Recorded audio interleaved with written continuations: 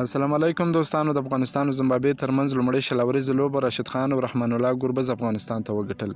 زما له طرفه د هم ټولو هیوادوالو ته مبارک وي. ویډیو تر اخره را سره وګورئ. که په دې چینل کې نوی یاست افغان خوشحال یوټیوب چینل هم در سره سبسکرایب کړئ. افغانستان زیمبابوې ته 199 منډې هدف وټاکي. رحمان الله ګوربز ډېره ښه لوبه وکړله، کاش چې سلیزه یې هم پوره کړې وای. اصغر افغان هم 50 وکړه. زیمبابوې اخري 15 اورونه ډېر ښه وکړل، یا هم افغانستان په اخري 15 اورونو کې ښه بیټینګ ونه کړای سو. راځئ لږ حساب وکړو. عثمان غني د 20 اورونو ثابت اوپنر دی، خو د هغه په ځای بالینګ ارلونډر کریم جنت اوپننګ ته راوست. عثمان غني هم تر راشد خان وروسته بیټینګ ته راوست. په تجارتي لوبو کې به کریم اوپننګ کړی وي، خو دا ملي لوبې دي. نجیب زدران سر ټول عمر همداسې سوي دي. خپل بیا اصغر افغان په 20 اورونو کې په 1 ډاون راووت. څوک شته چې د دې ګډ وډ بیټینګ ارډر پوښتنه وکړي. زیمبابوې د لوبې په 88 وګټي، په خپل د توپ اچونې پریکړه وکړه. افغانستان ته د توپوهنې بلنه ورکړه.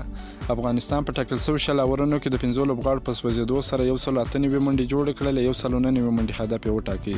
رحمان الله ګوربز چې ډېره ښایسته په زړه پورې لوبه یې ترسره کړه، په 45 بالونو باندې 80 منډې جوړې کړلې. کریم جنت بیا په 22 بالونو باندې 16 منډې جوړې کړلې. اصغر افغان په 13 بالونو باندې 55 منډې جوړې کړلې. محمد نبی په 11 بالونو باندې 7 منډې جوړې کړلې. راشد خان په 3 بالونو باندې 7 منډې جوړې کړلې. نجیب زدران یوازې 1 بال ولوبوي. زیمبابوې لوبډلې بالرانو په لومړۍ 15 اورونو کې هیڅ ښه بالینګ نه وکړ، چې افغان لوبډلې ته ډېرې منډې ورکړلې. په اخري 15 اورونو کې بیا زبردسته بالینګ وکړ.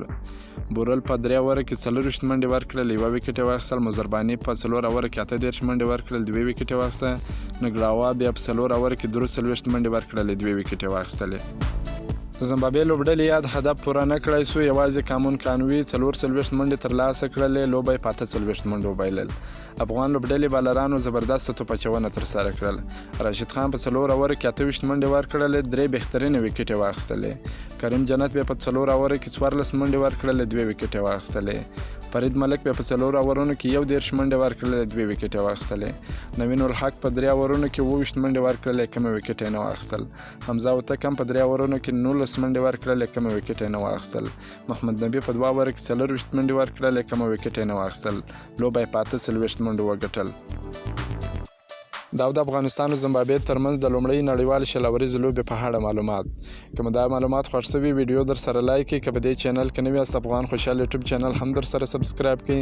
د نورو تازه معلوماتو لپاره هم زموږ سره اوسئ. تر بلې ویډیو پورې د الله په امان.